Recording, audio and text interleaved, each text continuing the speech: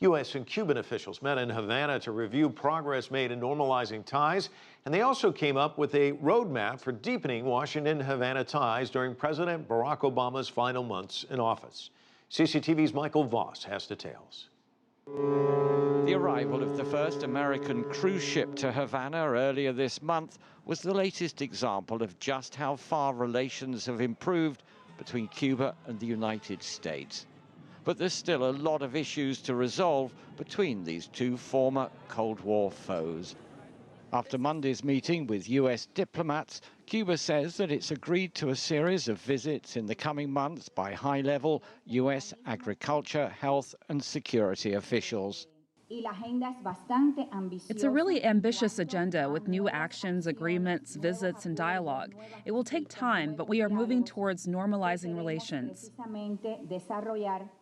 It's now almost a year since both countries restored diplomatic relations and reopened their embassies.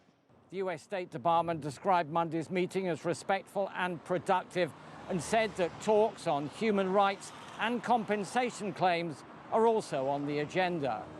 Earlier this year, U.S. President Barack Obama made his historic trip to Cuba, where he spoke of burying the last remnants of the Cold War.